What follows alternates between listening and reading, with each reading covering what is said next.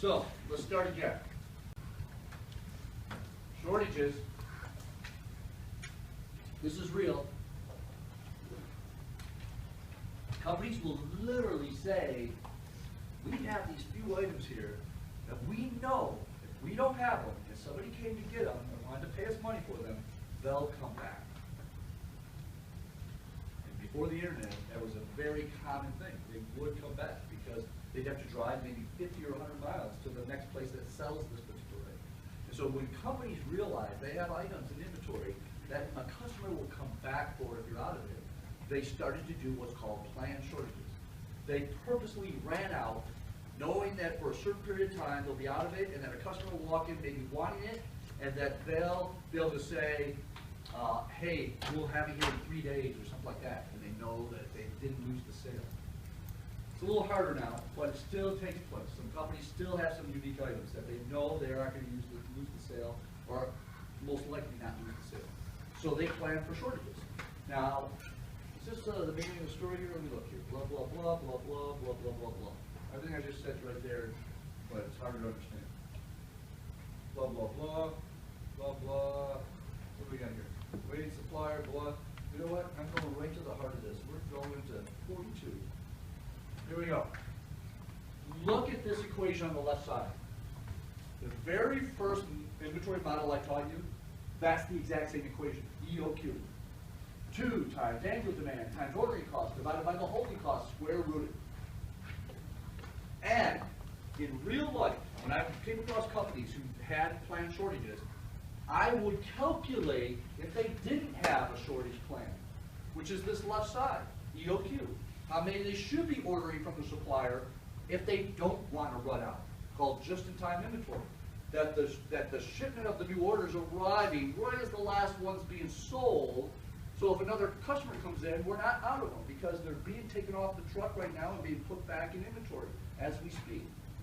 That is this, all right? And the reorder point is the lag time, or what's it called? Not lag time.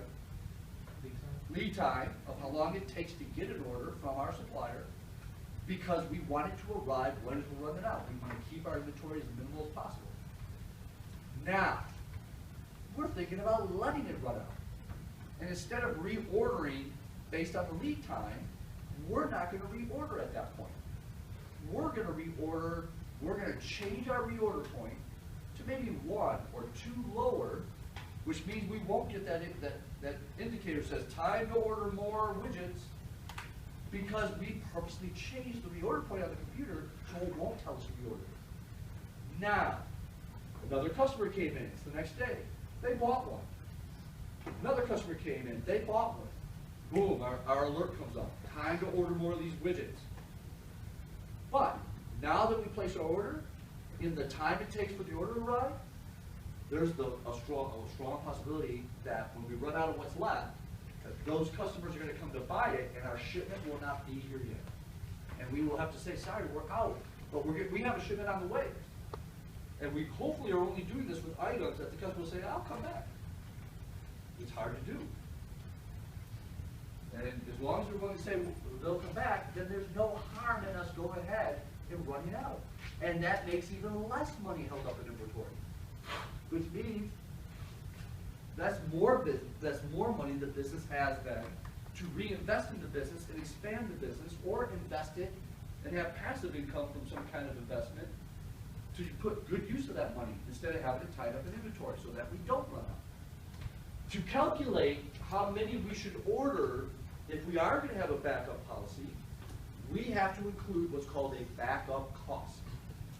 There's the additional variable for this problem, C sub B, which stands for back order cost. You will not have to convert that. Take that back. In the example, it shows you to convert it because it's the cost of one item were backed up and not available for a whole year. But I want to give you a hint.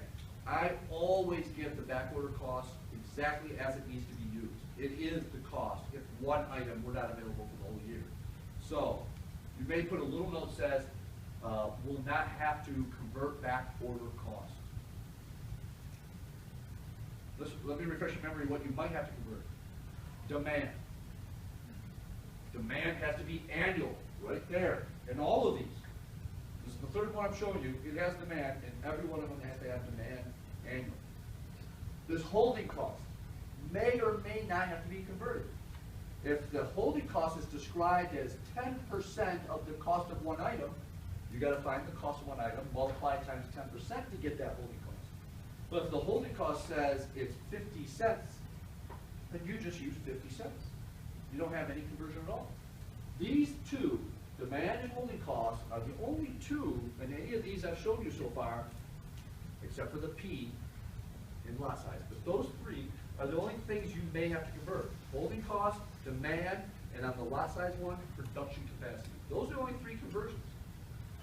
The ordering cost is always given to you just as you should use it, and the back order cost is given to you just as you should use it. Let me give you a hint on order of operations. Get all of this down here, then square root it.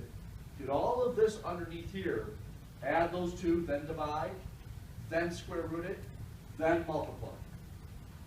Don't get me wrong, there's a couple other ways you can do this and stay in the rules of order of operations, but I'm just telling you the easiest way.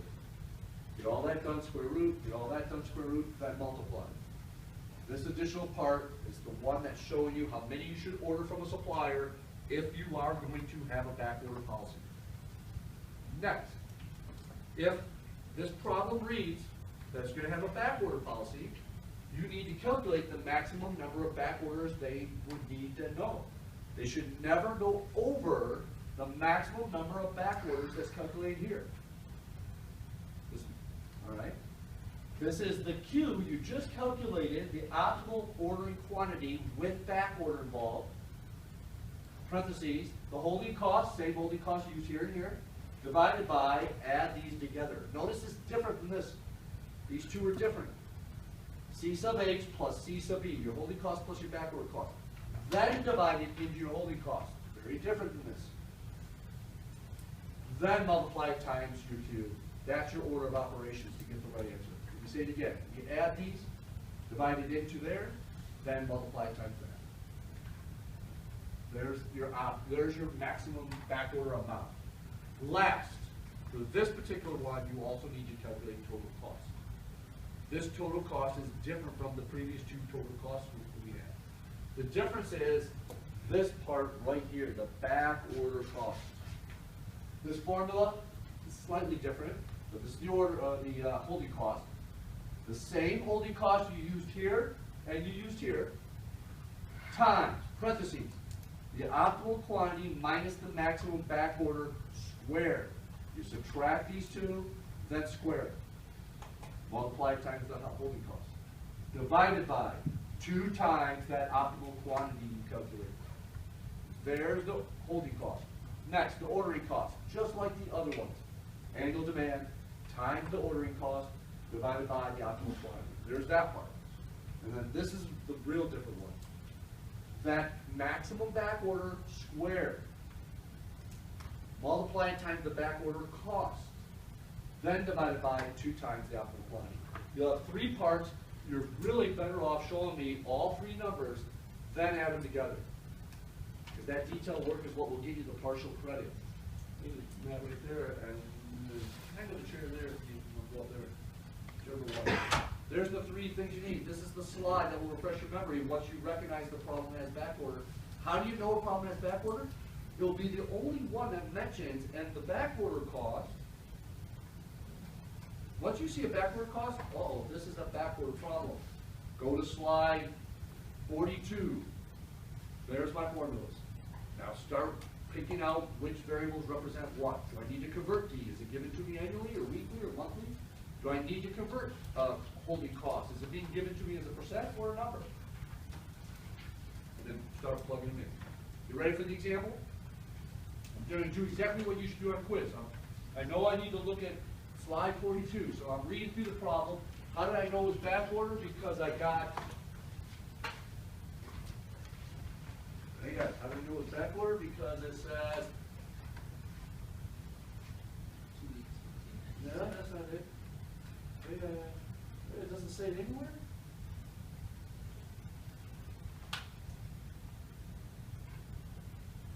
Okay, there'll be a sentence here. It says, And Hervis is considering a back order policy.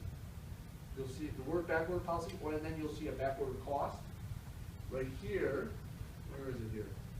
Right here, it will most likely say, and the back order cost is, and it will be annual. In this case, we'll get to the story. It's telling you the cost for just one week, I believe. Yeah, for just 1 week, and you have to convert it. For the quiz, you won't have to convert back order cost. It will only be given to you. Here's the story. Hervis, rent-a-cars. They got a whole bunch. 2,500 Rockets. Nice cars.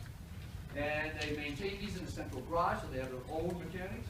On average, there's 8 Rockets per month that require a new engine. So this is all about the engine. How many should we keep in inventory? How many should we order when we get more engines? How many engines do we go through in a year? Let's keep going with the story, but you see where I'm going with this? You can see the demand on engines, but it's not annual. Each engine costs $850. There's a $120 order cost to place an order. There's our C sub O, right? Ordering cost. And they have an annual holding cost rate of 30%. It's being given to you as a percentage. That means you have some math involved to find that holding cost. And it takes 2 weeks to obtain an engine. That's from the time you order it. Lead time, 2 weeks. You hear that? Lead time, 2 weeks. This is all about our reorder point. Lead time, 2 weeks. And for each week a car is out of service, it loses $40. That's each week. $40 times, they're open 52 weeks a year. There is your back order cost right there. Let's get back to how many engines we go through. On average, 8 Rockets per month require a new engine. 8 Rockets per month. Got to switch to annual times 12 months a year. And this is our D equals, what is that, 80, 96. 96. What is this, 40? That's 108? 258? What is it? 4 times 5. Oh, that's right, 1,000 and... 4 times 5 is 20. Add 2 zeros. Yeah. 4 times 2 is 80. 2040? 2080? 8 or 80? 80, right? Yeah. 2080. Hang on, I got it on a slide. Let's not argue about this. How about this? 2080. 80. Where's the backward cost? Oh, that is our backward cost. Where's the demand? 8 times 12. Holding cost, I forgot about that one. All it told us was 30%. But in the story it said, every engine you get from the supplier costs $850. $850. So our holding cost is $255. Is that correct? Am I reading that right? This is our holding cost. Holding cost, demand, and backward cost. Like I said, these two you should be expecting probably have to do these type of calculations. For these two, backward cost will almost be given to you probably. Backward cost is 2080. This is probably our quiz probably. Almost definitely. Now you plug it in. D is the 96. Did I put 96? 96 engines we go through. Ordering cost, $120, the story said. Holding cost, 30% of 850 is $255. What we calculate on this side is how many we would order from our supplier if we didn't have a back order policy. Now we convert it to have a back order policy, we got to do this side. Our holding cost, $255, plus our back order cost, $2,080. Add those up, now divide it by 2,080. Then square root it. Take that number and that number, and multiply them, you get 10.07. So if we're thinking about a back order policy, we should order 10 at a time whenever it is we're going to place an order from our supplier for these engines. 10. The left side, if I recall, was probably 9. So what has happened is by having a back order policy, we switched how many we're ordering from our supplier from like 9 to 10, I think. Anybody, I wrote it down, I didn't calculate it. 9.5, 9.5. So we went from 9.5 ordering, which we can never order a half. But everybody calculated 9.5 on the left, on the right side, took it up to 10.07. Now that we know how many we're ordering, and the company's thinking about doing a backorder policy, how really S is the most you should reduce your reorder point in order to run out. Everybody hear that? S is the maximum you would reduce your reorder point in order to purposely run out. Now, if this came up with a 5, as you can see, it calculates to 1. But if this was a 5, we don't have to lower our reorder point 5 and be out of 5, however long it takes to to have 5 customers come in and say, sorry, we're out. We can go any number up to 5. That's the maximum we would lower our reorder point. But we would never go over 5.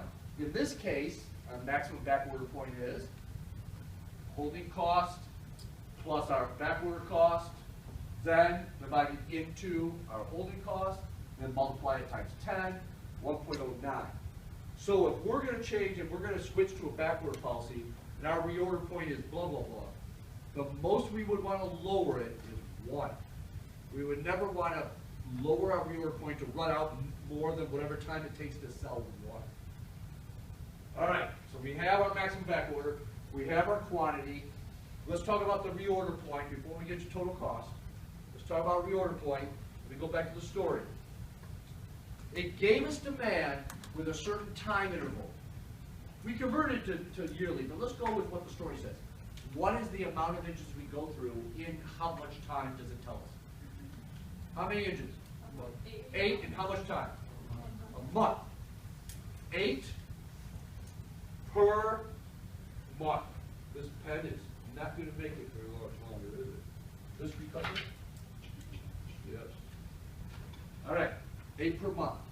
What is our lead time for engines? 2 weeks. So our lead time equals 2 weeks. How do I take this information and convert it to get the answer to this one? Because your reorder point is always however many you usually go through during the lead time. It tells us we go through 8 per month. Our lead time's 2 weeks. So the question is, how many would we go through in 2 weeks? My question for you is, how many, almost got it. How many do we go through, or how many weeks are there in a month? 8 divided by 4 equals 2 per week. We took the 8 a month, or 8 per 4 weeks.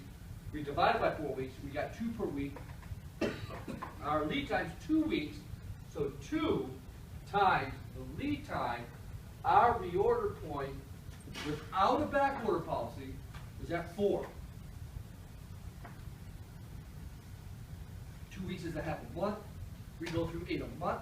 So we would go through 4 during the half a month. We're waiting for the inches to arrive when we place an order. So once the inches get to 4, we should be placing an order for 10 or 9, depending if we are using a backorder policy or not. And that those engines should be arriving at our docks, at our warehouse, right as the last engine's being installed into one of the rental cars, and we're out of engines. If we get this finished before they arrive, we'll have to work on something else. And that's exactly the case. There's realizing, wow, we have all this other work that needs to be done. Let's run out of an engine. When we run out of one engine, how much time will that mechanic have with no engines available? Look at this carefully now. We go through 2 per week, all right? But we're thinking about running out on purpose. We're going to lower this by the maximum backorder amount, which is 1. So we're going to switch our backorder to 3. Now, we're in the garage. We're fixing the car. We've got 5 left. We just placed that in another car. We're down to 4. Right now, as we're about to use that next engine, we're also supposed to be placing an order to get them on their way so we don't run out, right? Because we go through 4 during the 2 weeks it takes to get it. We're not placing the order now. We're not going to do it. We know there's 4. We're going to fix this next car. And it took, I can't remember how many we go through, 2 a week? No, 2 a week. So it should be about a half a week for us to go through this, right?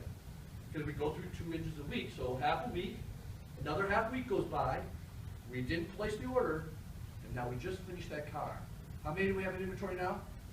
3? 3. We changed the reorder point to 3 on purpose. We'll put the order in, and now we keep working on cars. Here goes another one. Half a week goes by. Here goes another one. Another half a week goes by. Here goes another one. A half a week goes by. 1.5 weeks went by. We placed the order 1.5 weeks ago. We went through the 3 engines that are left. No more engines. Our new engines haven't arrived. Matter of fact, how much more time until they do arrive? Half a week. Right? There's a half a week till they arrive. And now we can get some of this other stuff done. It's not like the customer's expecting it. These are rental cars.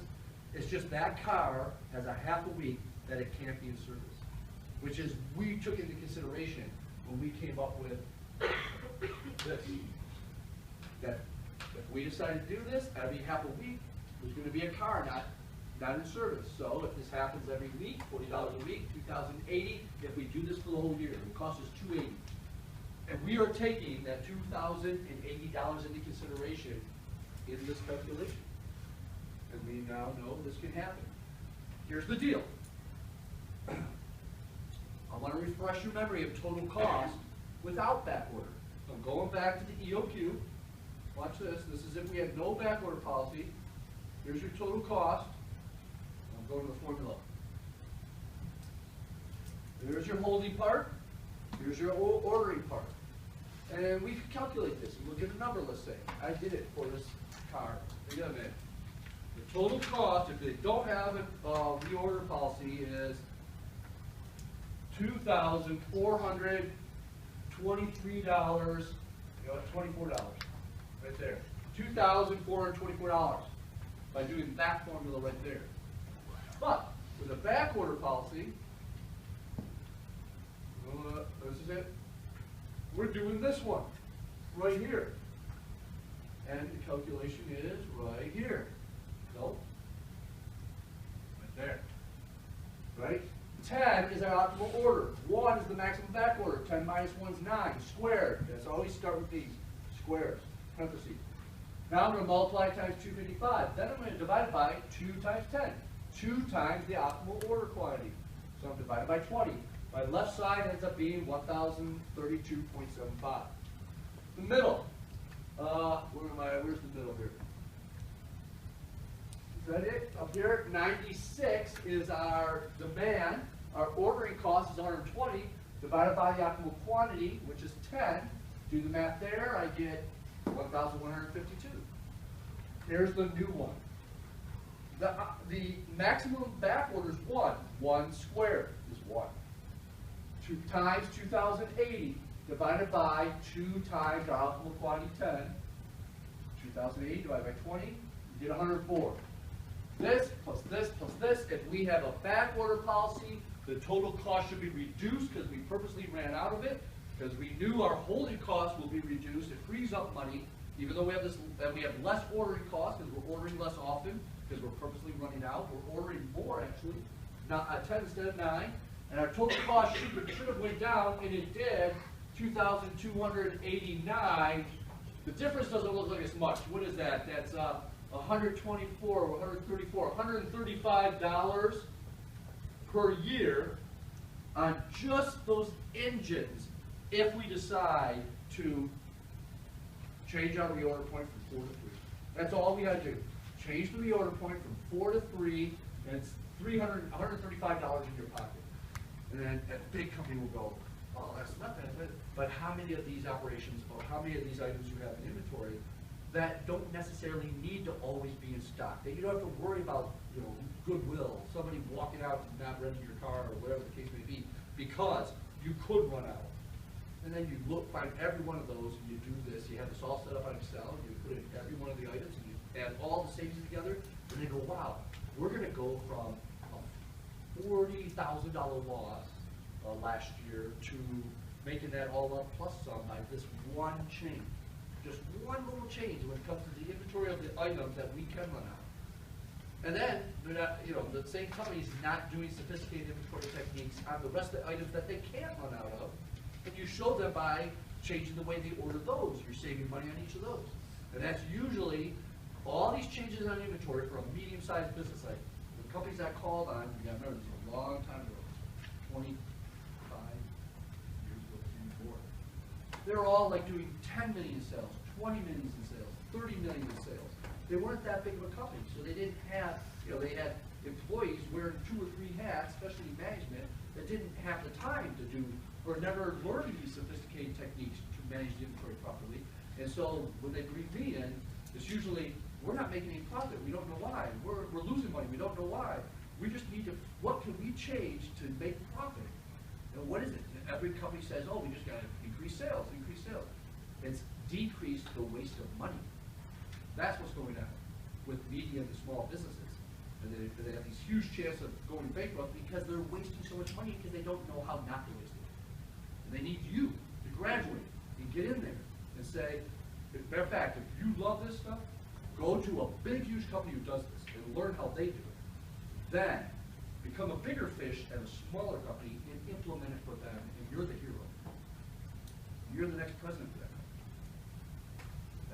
That's what these are about. So many companies are. I told you I'm helping a company right now. These people who want to invest in this new startup for axe throwing, right? Remember me telling you that?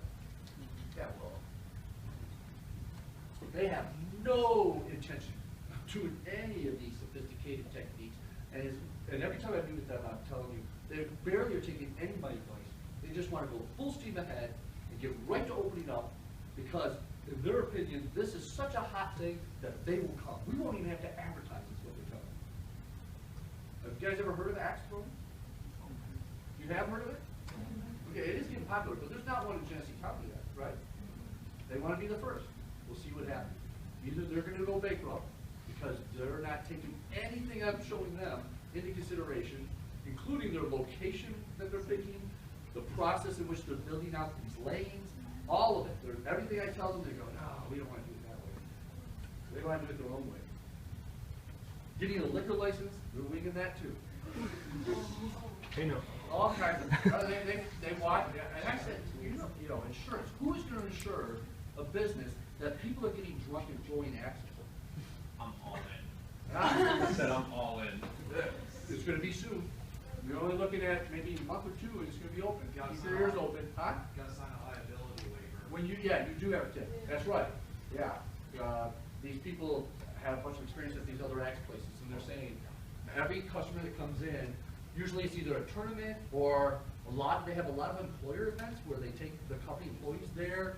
Hey, we're doing throwing axes for a couple hours, and they usually ask for food and drinks for the employees, so they have events there. This kind of thing. We'll see what happens. But I'm telling you, if they grow and get bigger, where they have multiple locations, they need to start implementing the mathematical techniques to quit wasting money.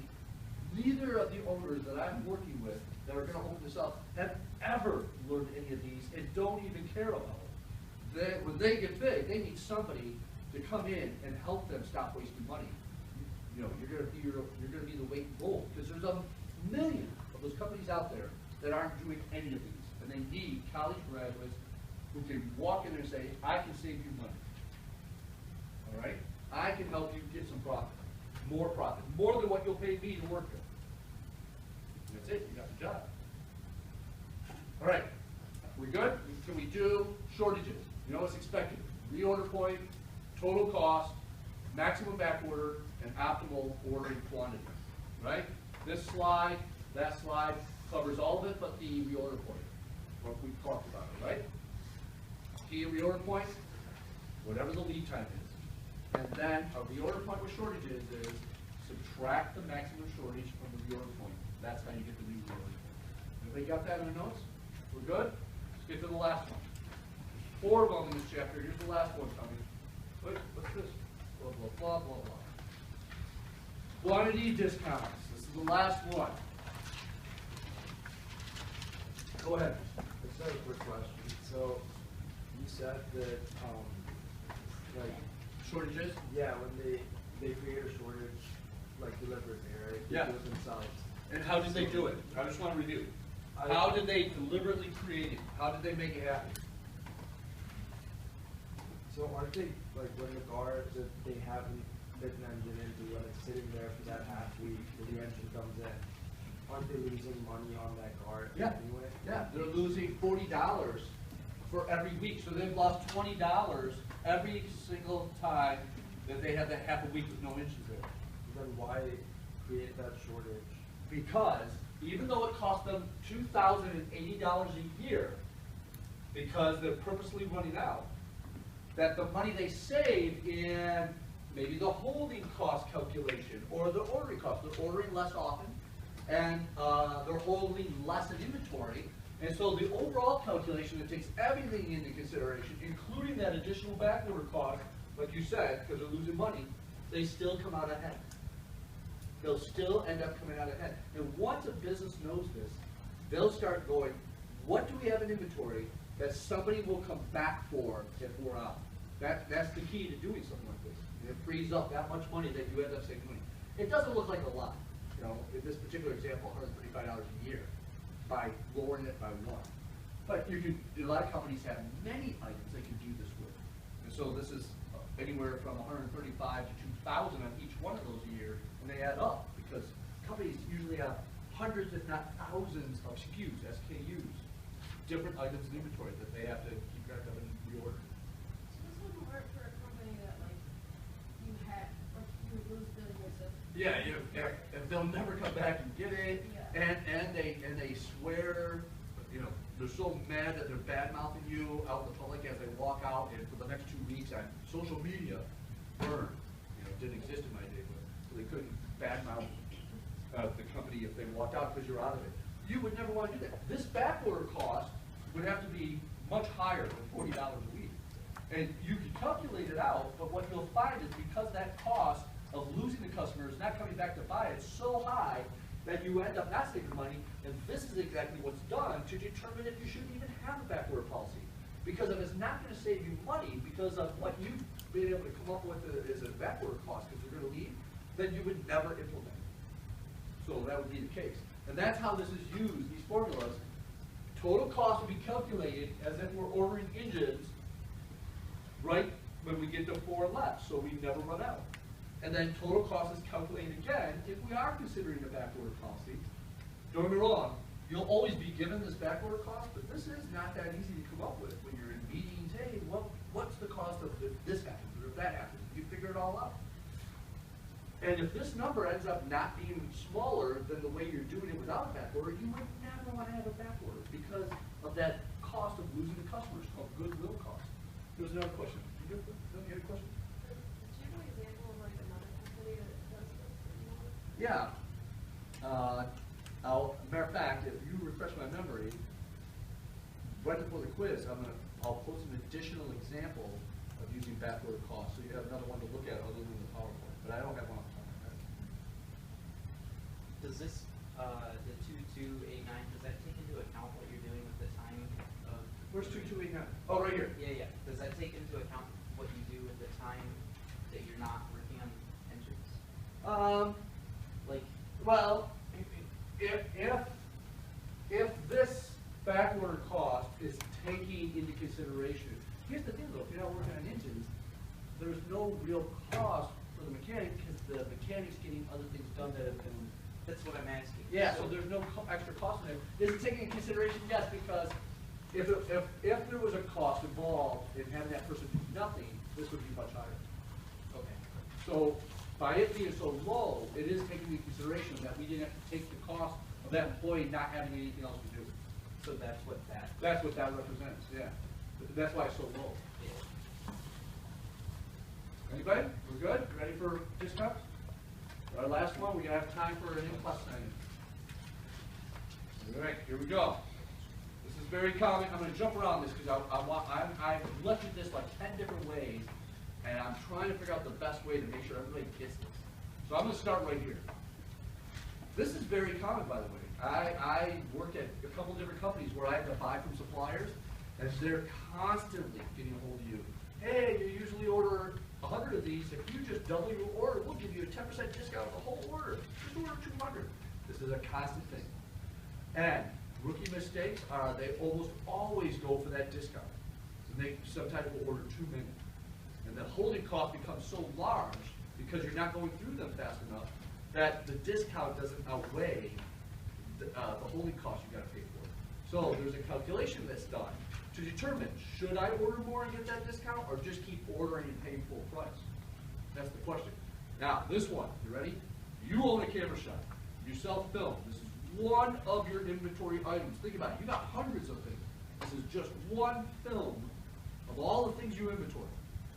And the manufacturer of the film says you usually pay, let me see here. We'll come back to the story, $3.20 a roll.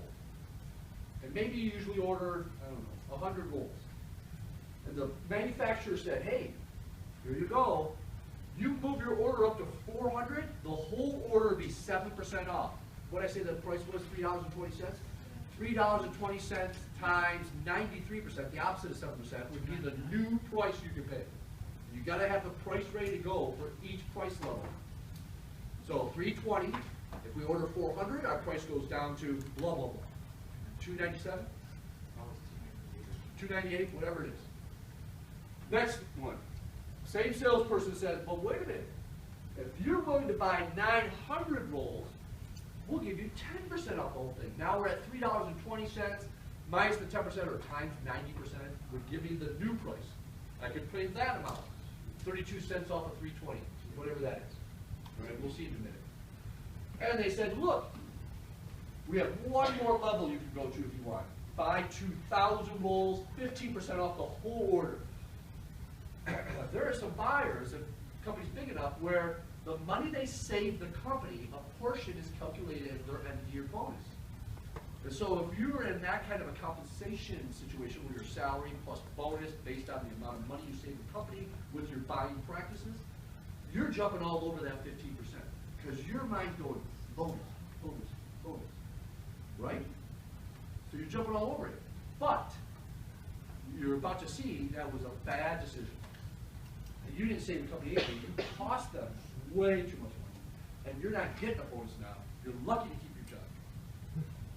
Here's how you don't make that mistake. All right? You figure out the price point at each level. And then, jumping around, you calculate the EOQ, but you'll have a different holding cost for each level. All right? Here's EOQ. Here's EOQ. There's two prices. We can pay, let me start at the beginning here. Here we go. We can pay $2.72. That's 15% off. We can pay $2.88. There's 10% off. Whoop. We can pay $2.97.5. Call it 98 cents. There's, what is that, 7% off, right? 93%, 7% off. And is there one more price point? Is that all of them? Oh, here's full price. $3.20. $3.20, 7% off, 10% off, 15%. Now look what happens at 15% off. Let me get to the story. I'm sorry. Now we're going to the story. The camera shop carries this instant print film. The film normally will cost you, the camera shop, $3.20. You sell it for $5.25. You can see the markup. The film has a shelf life of 18 months. That is such a big deal. Anything that could expire. When I used to audit grocery stores, this is a big deal. It's called a perishable. You always got to take the fact that it could go bad into consideration. And if you order too many of those, think about how many you're going to have to throw out because it got. No one wants to buy it once it gets at or past the expiration date. So if you order too many, and you got a whole bunch left when that expiration date comes, you've lost your job or should lose your job. And so that's a big deal, and that's what stops the calculation we're about to see. Why we would never order, how many you have to order to get 15% off? 2,000 or? Yeah. We'll never order 2,000 because when we figure out how many we go through, we'll realize we'll never sell all those. Unless we had the most miraculous increase in sales you've ever seen, we're never going to sell all 2,000 before the expiration date. How long is the time of the expiration date from the time you buy it till it expires? 18 months. So how many do we go through in 18 months? Let's keep reading. Zodiac has a shelf life of 18 months. On average, they sell 21 rolls per week. 21 rolls per week. How many weeks in a year? 52, 21 times 52, this is in the mall, they're open every week. 52 weeks times 21, tell me the annual demand, here's our D, annual demand for this camera film. 1,092. We go through 1,092 rolls in 1 year. It has a shelf life of 18 months. We need to figure out how much we go through in 18 months. How many months is 1 year?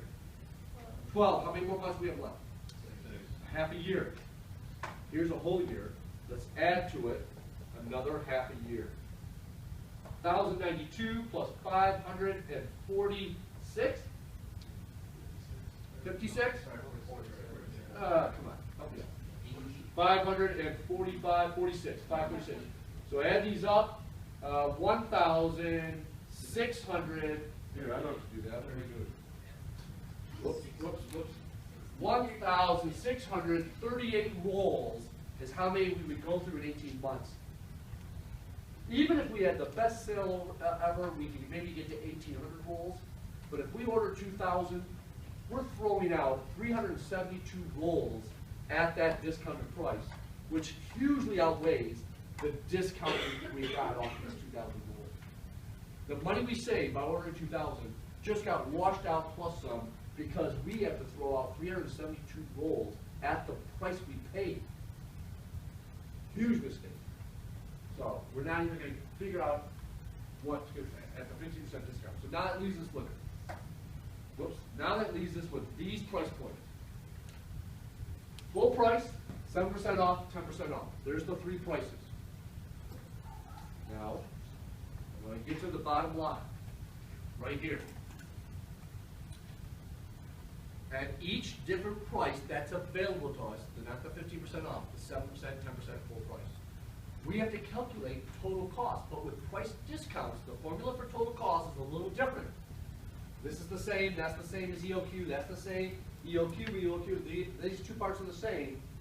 There's the difference. It is the annual demand times the price you're paying for each one.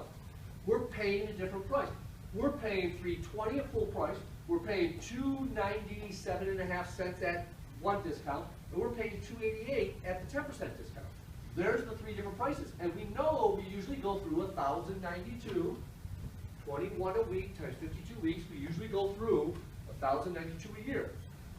As you can see, the number will be bigger in this one, a little smaller and a little smaller, right? But then there's all of this, the EOQ portion. And we add that all up, and here's our total cost at each price level. We order 400. We order, how many you got to order to get 10% off? 800? 1,000? 900? Here's at 400. Here's at 900. Here's at full price, however many we order. But we don't know how many to order. Just jumping to the end of this, would you want to pay full price, get 7% off, or get 10% off? Which would be the best solution? This one right here, or this one? That one. Now, the rookie who said, I want 50% off, ordered too many rolls, and we're throwing away 372, they lost their job. But the replacement said, oh, I'm going to get 10% off. No, that's very tempting for a new manager. If you do the math on it, though, you'd come out ahead just taking the 7% off. Now, there's a lot more to talk about here today. Go ahead. What if we ordered 401 rolls? Do we know to 401? Yeah. You would never order 401 unless the optimal quantity to order at that price is 401. That's where we're heading. How many should you order at each price? And that's why you see these right here.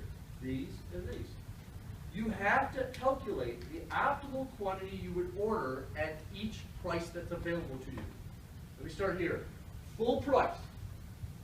We've never been offered these discounts. We've always paid full price.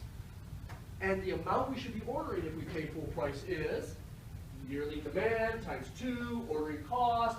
Our holding cost is 25%, but it's 25% of full price because that's what we're evaluating. We do the math, 233 or 234.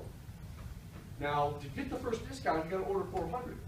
So when we calculate total cost at full price, this makes sense. We would order 234 or 233 or 233.67, whatever. we would order that amount, because to pay full price, you have to order between 1 and 399. Since the optimal amount falls between 1 and 399, that's how many we would order, and that's how many we should put as our Q in the total calculation, total cost. Sure enough, 234, 234. And there's our total cost at full price. Now, let's go to the next discount. If you order 400, you can get a 7% discount. Now, here's what changed. It's still 2 times annual demand, times the ordering cost, but now this holding cost is 25% of this price, not the 320, this new price. We do the math on this, notice it's a little larger number because we're paid a discount. But to get that price, we can't order 242. It doesn't make sense. To get 7% off, we have to order either 400 all the way up to the next discount, which you said is 900, is that right? 899. So if this number were between 400 and 899, it would make sense. We would order that amount if we're taking the discount, between the 400 and the 899. But because this is not, the optimal quantity is nowhere between 400 and 899, to evaluate this, every manager does this. It says, well, I want this discount, I want that lower price, the optimal quantity doesn't make sense, so instead I'm ordering the absolute minimum I have to order to get the discount.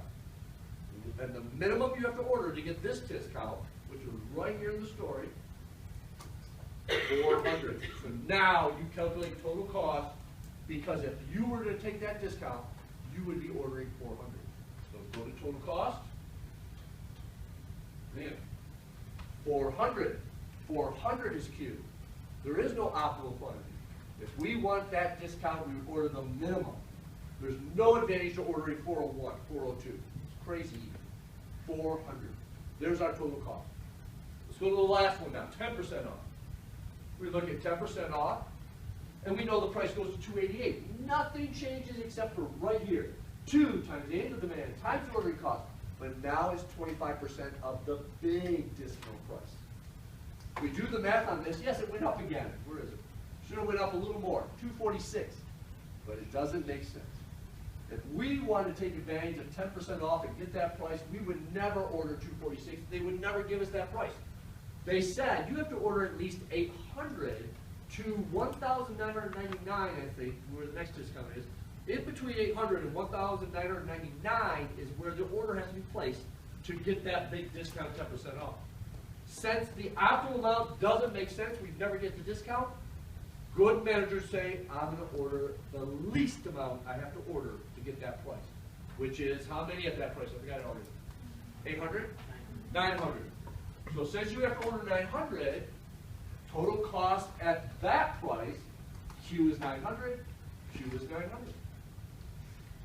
Now here's your holding cost, by the way. 25% of 320, 25% of $2.97.5 and 25% of 288. See the 3 holding costs? 25% times those different prices.